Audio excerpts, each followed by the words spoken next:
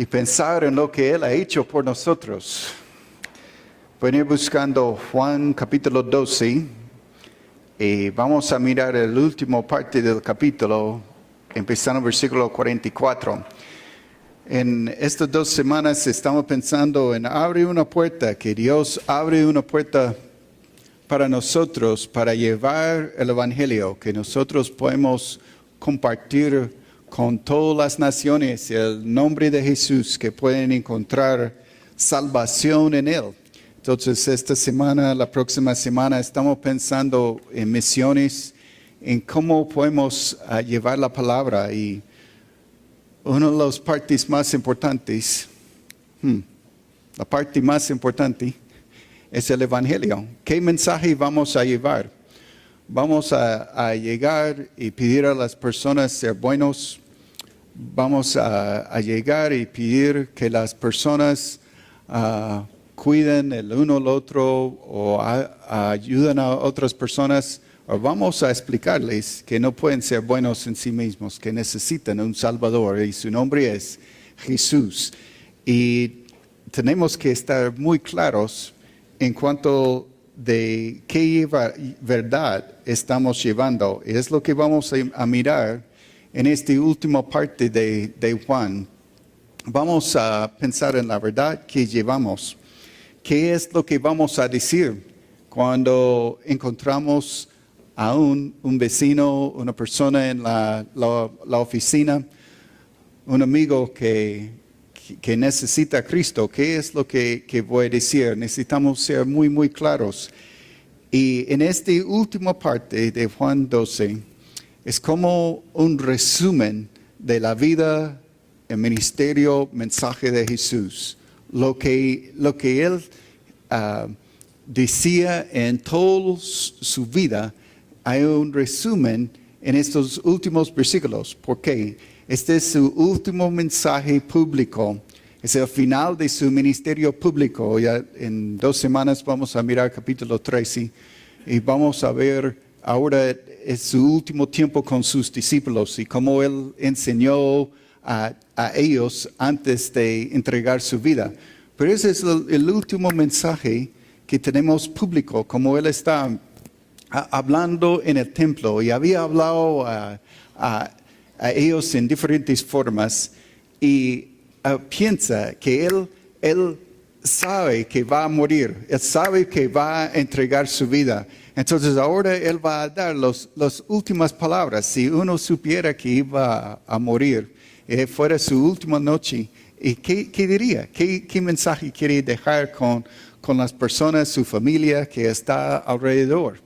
Y Él sabe por seguro que va a morir.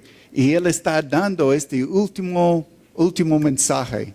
Y es un resumen de todo lo que Él estaba enseñando. Recuerda que al final de Juan, en Juan 20, nos da la idea de entender quién es Jesús, entender que es el Cristo, el Hijo de Dios, y creer en eso lo que nos da vida eterna. Y el propósito del libro de Juan es mostrarnos señales, mostrarnos la vida de Él y convencernos quién es Jesús y en creer en Él.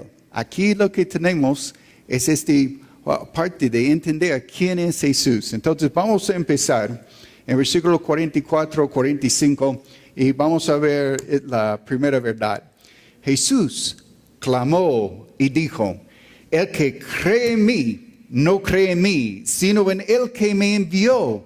El que me ve al que me envió. Entonces puede imaginar a Jesús, está alrededor de todas esas personas y había hablado y predicado, y ahora pensando que sus últimas palabras, gritó, clamó a la multitud y dijo: el que cree en mí. Él está tratando de llamar la atención a las personas.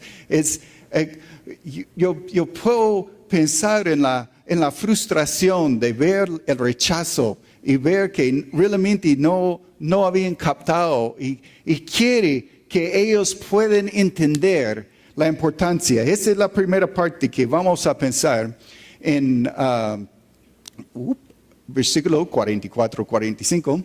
Es en cuanto de la igualdad con el Padre, que Él es el Cristo. Entonces, la fuerza en versículo 44, cuando Él parece que Él está diciendo que realmente no está creyendo en mí, lo que Él está haciendo es haciendo este vínculo entre Él y el Padre, es que no está creyendo solo en mí. Aún la nueva versión internacional tiene esa palabra solo. No solo está creyendo en mí, pero está creyendo en Él que me envió. Entonces está haciendo esa es la declaración más clara que Él ha hecho públicamente en cuanto de quién es su persona. Él dice, el que cree en mí no está solo pensando en mí, no solo está pensando en mí, pero en el que me envió. Es que está creyendo en Dios mismo, está haciendo esa relación estrecha. Y si no fuera suficiente, en versículo 45, el que ve a mí,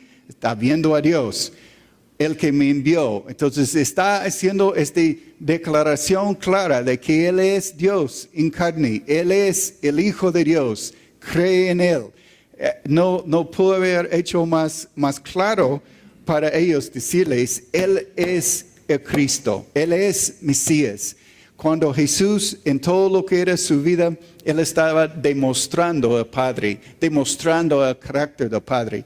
Cuando demostró compasión, cuando vio la multitud y que necesitaban un pastor y necesitaban venir y tener a alguien para cuidar, Él estaba demostrando la compasión del Padre en una forma perfecta, exactamente como el Padre.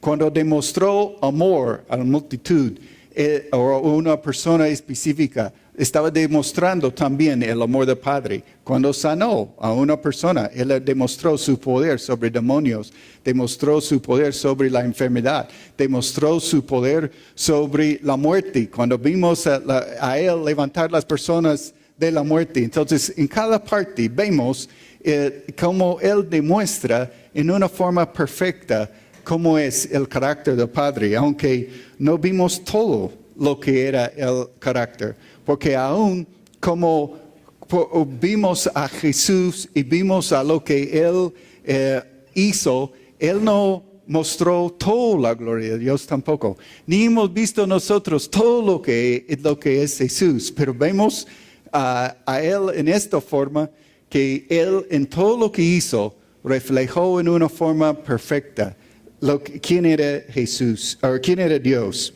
Entonces la igualdad con el Padre, Él dijo que el que me ve al que me envió. Entonces podemos tener plena confianza que Él era y es Mesías, es Hijo de Dios. Ahora vamos a mirar versículo 46. Dice, yo, la luz, he venido al mundo para que todo aquel que cree en mí no permanezca en las tinieblas. Entonces la próxima afirma la libertad del pecado. Entonces, Él es la luz. Él vino para demostrar la condición verdadera. ¿Cómo estamos en nuestro interior? ¿Cuál es el problema? El problema del pecado. Cuando la palabra habla de tinieblas, habla de lo que es la maldad, lo que es el pecado. Entonces, la idea es que vino la luz para explicar, porque si no, íbamos a siempre tener una idea equivocada, una idea de comparación, una idea donde miramos el uno otro y comparamos cómo estamos el uno con el otro. Yo siempre puedo autojustificarme, yo siempre puedo compararme con algo peor. Y yo sigo marchando en las mismas tinieblas. Vino la luz para demostrar con claridad lo que es la justicia de Dios, lo que es vivir una vida recta delante de Dios. Y lo que Él dice a nosotros vino para darnos libertad. Él vino para explicarnos cómo vivir, mostrarnos cómo vivir y ¿para qué? Para que todo aquel que cree, todos los que ponen su confianza en Jesucristo, los que ven a Él como Señor y Salvador y creen que primeramente que es Cristo, creen que Él es Hijo de Dios, es la idea de creer en Él. Es también la idea de entrar en una relación. Creer en Él no es solamente creer en quién es entrar en una relación personal con Él. Es entrar y tener una relación nueva. ¿Y cuál es el propósito de todo eso? El propósito de eso es que no sigue viviendo la misma vida, que va a tener una vida diferente. La idea que uno puede orar una oración y para recibir a Cristo y seguir en su pecado no es correcto. En 1 Juan capítulo 1, versículo 6, habla de la persona que dice que anda en la luz o tiene comunión con el Padre y siga en tinieblas, es mentiroso. Es una mentira de pensar que yo puedo decir, yo sí sigo a Jesús, yo sí creo en Él, pero persisto en las tinieblas, haciendo el mismo pecado de antes. Eso es mentira.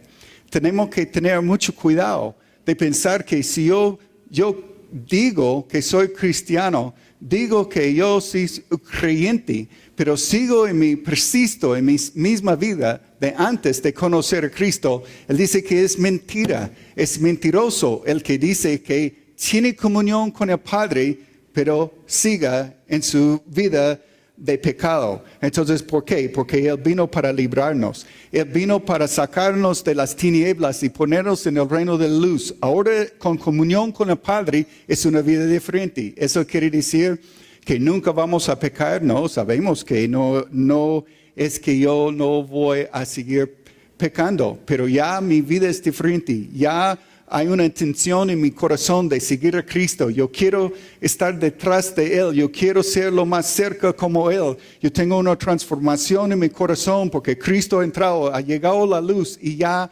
aborrezco las tinieblas tanto como Dios. Es lo que Dios hace en nuestra vida, hacer una transformación en nosotros. Nos saca de las tinieblas y nos pone en el reino de la luz.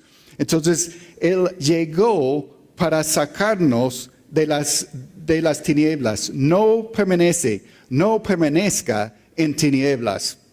Ahora versículo 47 dice, al que oye mis palabras y no las guarda, yo no le juzgo, porque no he venido a juzgar al mundo, sino a salvar al mundo.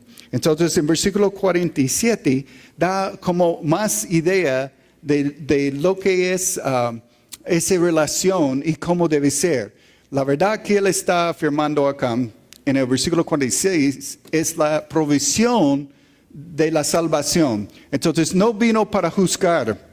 En su primera venida, Él no vino para juzgar al mundo. Llegará un día cuando se va a juzgar. Pero la primera vez no vino para juzgar, vino para salvar. Vino con el propósito de dar su vida por nosotros, en rescate de nosotros, en lugar de mí. Él murió en la cruz en mi lugar.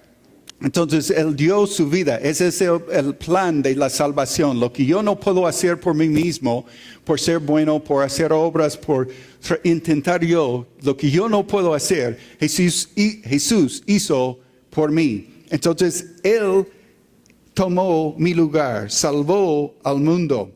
Entonces, ese es su propósito de venir. Okay, ¿qué es la primera parte? Y dice que al que oye mis palabras y no las guarda. Entonces, nos da la idea de qué es entrar en esa relación. ¿Qué es tener una relación con Cristo? Es escuchar. Tenemos que escuchar la palabra de Dios y guardar. Es la idea de obedecer. Es tomar su palabra. Es recibir su palabra. Es caminar con Él, recibiendo la palabra de Dios, haciendo cambios en mi corazón. El que no va a llegar a un juicio, no en este momento, porque Él no vino en este momento para juzgar, Él vino para salvar. Pero sí viene un juicio. Miramos el próximo versículo, en versículo 48. El que me rechaza y no recibe mis palabras. Ahí está la definición de lo que es no tener una relación con Él. Me rechaza y no recibe, no toma, no no asimila esta palabra en su vida, tiene quien le juzgue. La palabra que he hablado, ella le juzgará en el día postrero. Entonces, no era el momento del juicio, pero llegará el día del juicio. Yo puedo decirles, yo puedo garantizar a cada uno que está escuchándome esta mañana aquí, que viene el juicio, que vamos a ponernos delante de Dios un día para rendir cuentas. Entonces, la próxima afirma la certeza del juicio, en versículo 48.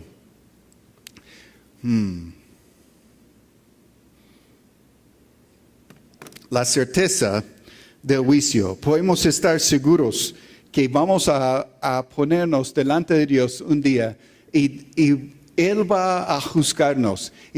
¿Qué es la base de ese juicio? La base de ese juicio es qué hemos hecho con Jesús. ¿Hemos recibido a Jesucristo o no? ¿Hemos rechazado su palabra? La idea de no guardar, de no obedecer, de que no llega a ser parte de mi vida. Entonces el punto cuando yo estoy delante de Dios es qué he hecho con Cristo, qué he hecho con Él. ¿Realmente he confiado en Él como mi Señor y Salvador? Bonito esa historia, es interesante, pero yo quiero vivir mi vida. Yo quiero hacer lo que yo quiero hacer. Yo voy a seguir manejando mi vida. Yo voy a seguir tomando mis decisiones. Y aunque es bonito lo que Jesús hizo, es bonito la historia, pero yo sigo mi vida. Estoy haciendo lo que yo quiero hacer. No, ese es rechazar. Eso es no guardar la palabra de Dios. Si yo sigo en lo mismo, sigo en lo que yo quiero hacer, haciendo lo que yo quiero y no obedeciendo la palabra de Dios, es la idea de rechazar. Rechazar la palabra de Dios y rechazar a su Hijo y su salvación. No podemos engañarnos, no podemos pensar que sí tenemos la salvación cuando no queremos seguir su palabra y no estamos interesados en lo que Él dice en su palabra. Entonces es cierto el juicio. Y en Apocalipsis hay una parte tan bonita en Apocalipsis 21 cuando habla de este momento del nuevo cielo y la nueva tierra y cuando habla del nuevo Jerusalén. Y habla de este tiempo cuando estamos juntos y estamos al lado del uno a otro. Y dice que nunca cierran las puertas. A mí me gusta eso muchísimo porque cada noche la última cosa que hacemos antes de dormir es mirar todas las puertas y todas las ventanas, estar seguro que todo está seguro para dormir. Y dice ahí que no ni van a cerrar las puertas. ¿Por qué? Porque no va a entrar ninguno que es inmundo, no va a entrar ninguno que es homicida, no va a entrar ninguno que es mentiroso. Eso es un lugar bien seguro. ¿Por qué? Porque Dios no permite el pecado en su presencia. No debemos pensar que nosotros podemos persistir en nuestro pecado y vamos a estar en su presencia. No es posible porque Él no permite el pecado en su lugar. Tenemos que huir del pecado, tenemos que arrepentirnos de este pecado. Arrepentir quiere decir un cambio, una transformación. La única forma es llegar a Él. Tenemos que entrar en esa relación con Él y Él transforma nuestro corazón. Es la única forma porque nosotros no tenemos la capacidad de hacer este cambio. Es en la relación con Cristo que encontramos el poder para vivir como Él desea. ¿Por qué? ¿Qué es la salvación? La salvación es Él me libra de la pena del pecado, primeramente, que no voy al infierno, pero también del poder del pecado en mi vida. Él me libra de lo que me tiene esclavizado. Y luego un día Él va a librarme de la presencia del pecado. ¿Por qué? Porque en la presencia de Él no hay pecado.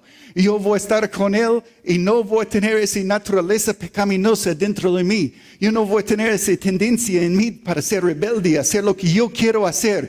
Él va a librarme de este problema que yo tengo de ser un rebelde en su universo. Él va a quitar eso porque Él va a quitar la presencia de mi corazón, de todo lo que era en contra de Él.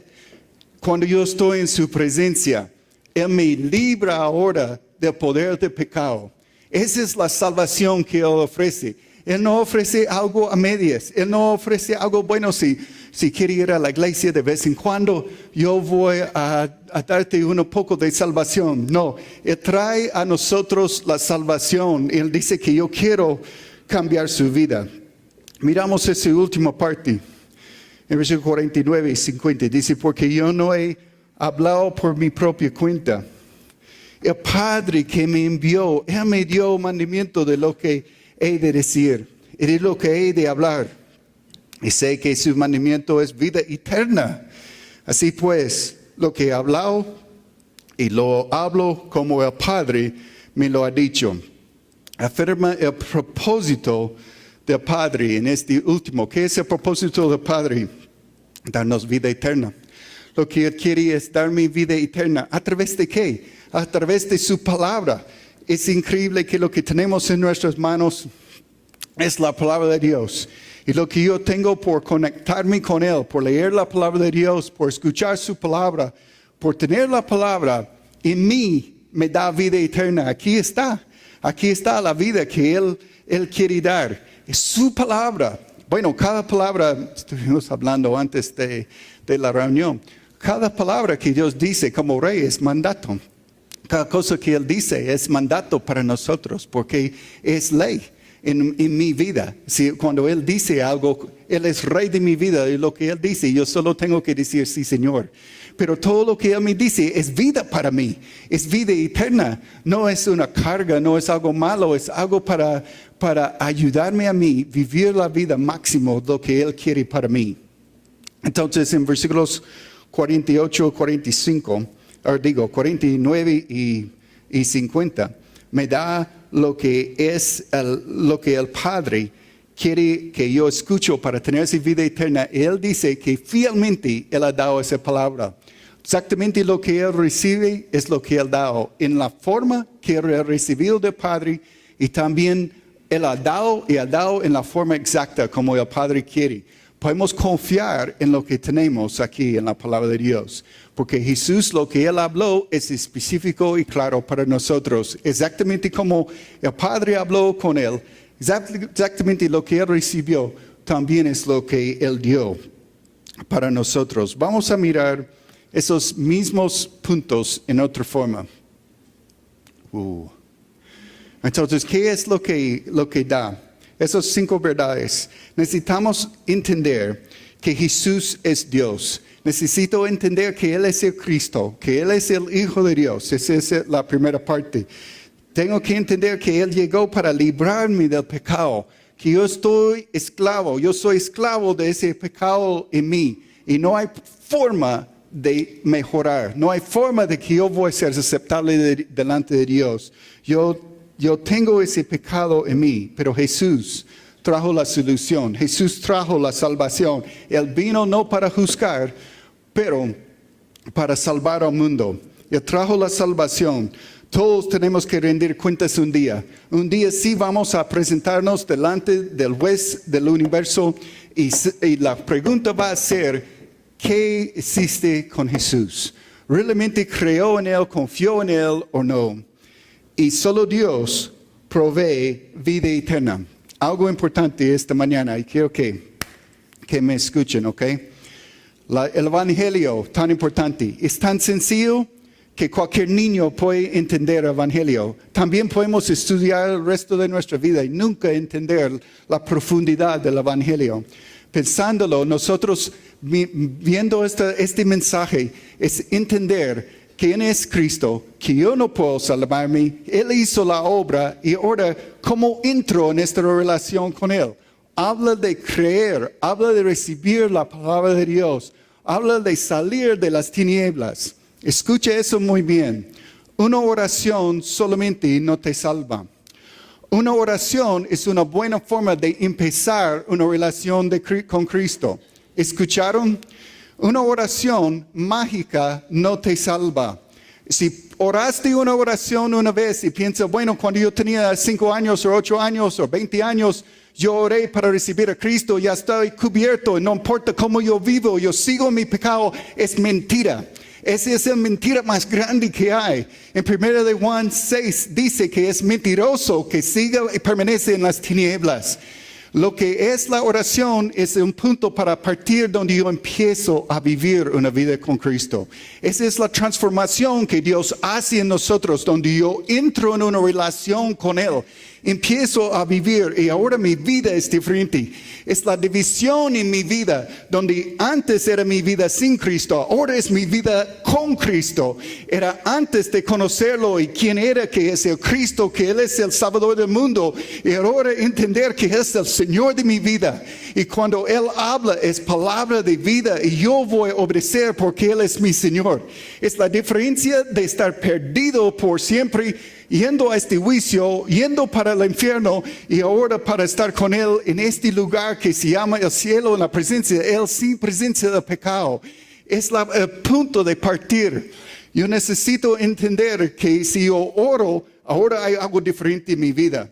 Si yo oré una oración una vez y no hay cambio en mi vida y no me interesa en seguir a Cristo, yo estoy en mí mismo haciendo lo que yo quiero hacer.